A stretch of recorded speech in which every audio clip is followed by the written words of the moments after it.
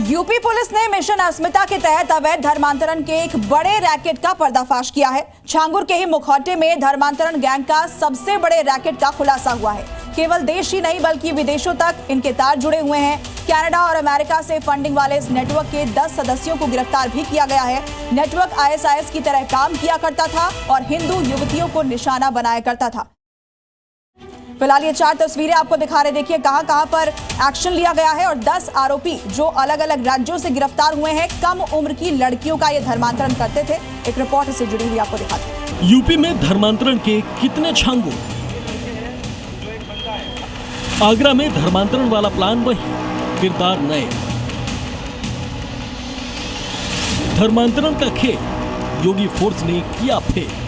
इन तस्वीरों को जरा गौर से देखिए। ये धर्मांतरण गैंग के नए छांगुर हैं, जिसके निशाने पर कम उम्र की हिंदू लड़कियां होती थी, लेकिन योगी फोर्स ने इनके नेटवर्क का भंडाफोड़ कर दिया है। हिंदू लड़कियों को प्यार के जाल में फंसाना, विदेशों से फंडिंग लेना, ये इनके प्लान का ही हिस्सा है। केवल देश में ही नहीं बल्कि विदेशों तक इनके तार जुड़े हैं। कनाडा और अमेरिका से फंडिंग वाले इस नेटवर्क के 10 सदस्यों को गिरफ्तार किया गया है।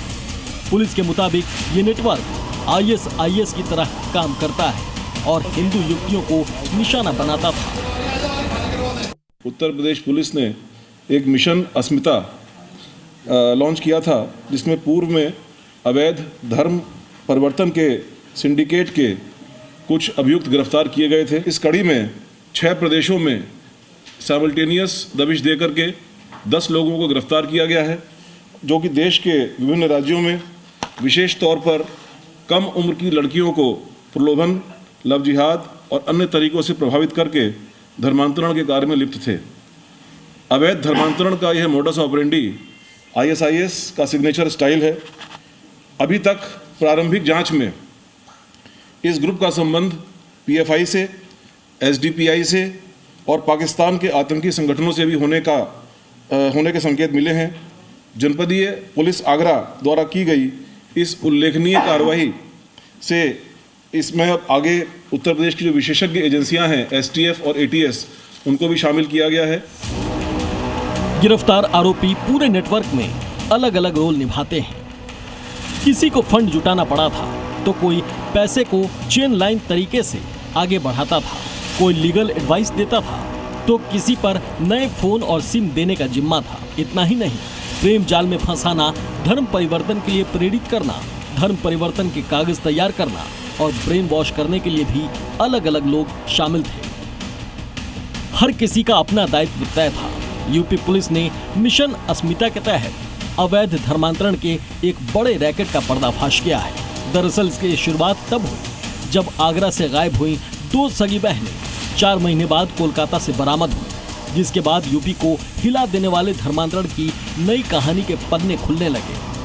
छांगुर बाबा की तरह इस गैंग के लिए विदेश से फंडिंग आने का अनुमान लगाया जा रहा है, जो कि भारत में इस्लाम को बढ़ावा देने के लिए फंडिंग कर रहे। सबसे चौंकाने वाली बात यह है कि ये हिंदू नाम का इस्तेमाल करते थे। पुलिस ने 6 राज्यों में छापेमारी कर इन्हें गिरफ्तार किया है। पुलिस ने सभी आरोपियों को आगरा कोर्ट में पेश किया, जहां से उन्हें पुलिस कस्टडी में भेजा गया है। इन आरोपियों में एक मुजफ्फरनगर का भी रहने वाला है।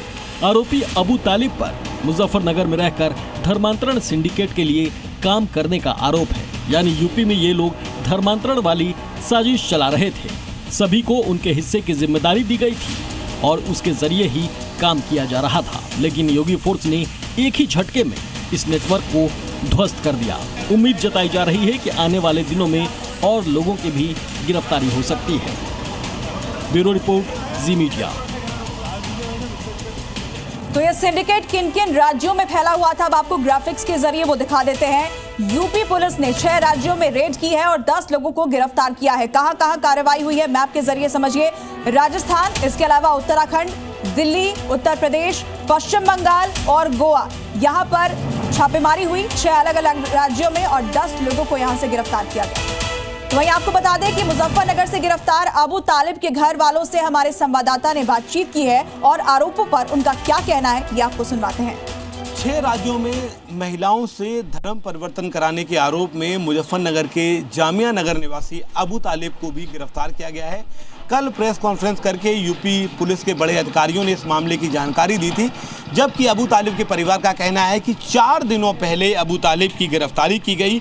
पुलिस अचानक से सिविल ड्रेस में आती है और अबू तालिब को यहाँ से हिरासत में लेकर चली जाती है। तब ये कहा जाता है कि बहुत नॉर्मल मामले में पूछताछ के लिए ले जा रहे हैं, लेकिन आगे जाकर मीडिया के थ्रू उनको ये जानकारी लगती है कि इतने बड़े केस में उनके भाई को पाबंद किया गया है। बस हम ये चाहते हैं इसकी जांच हो और हमारे भाई अगर कसूरवार नहीं है तो उसको छोड़ा जाए। और मैम अगर इनफैक्ट जांच में निकल कर आता है आपके भाई कसूरवार है तब भैया कार्रवाई की जाए, बस देख लेंगे भाई, कार्रवाई होनी चाहिए फिर अच्छी तरह हो। लेकिन अच्छा सब क्या मेरे मामा बहुत अच्छे हैं। मामा बहुत अच्छे हैं, सिस्टर हैं उनकी। मैम आप बता रही थी कि कभी ऐसा कोई चर्चा नहीं रही, कभी कोई छोटा मोटा मुकदमा हुआ है अबू पे? नहीं बिल्कुल नहीं हुआ। आना जाना इतने आदमी कोई झूठ बोल लेंगे क्या, बताओ फिर। अच्छा एक वहाँ से शटर से आए, बड़ा भाई बेसन भून रहा था, देख लो शटर। जब पुलिस आई हाँ बेसन भून रहा था। मैं रहती हूँ इधर, मैं हूँ इनके ऐसे रिश्तेदार। मैं आई अंदर तो मुझे भी भगा दिया इन्होंने, मुझे भी भगा दिया इन्होंने, निकलो यहाँ से।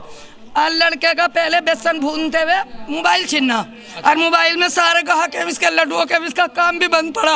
हमेशा मेहनती बच्चा था, अपने मेहनत करके रोटी कमा रहा था, लेकिन अचानक ऐसा दाव पलटा, पता नहीं क्या हुआ। अचानक वो घर पे आए, पूछा सिर्फ कहाँ है तालिब, छोटा बड़ा भाई से उसके, वो भी अपना काम कर रहा था, और अंदर घुसे पूरा घर कर दिया उन्होंने। फिलहाल अबू के परिवार में 5 लोग हैं और अबू के परिवार की आर्थिक हालत बेहद खराब है। वो किराए के एक छोटे से मकान में रहते हैं। उनका कहना है कि बेहद खराब स्थिति में ऐसे आरोप पूरी तरीके से निराधार लगते हैं। सहयोगी गोपाल के साथ शुभम प्रताप, जी मीडिया, मुजफ्फरनगर।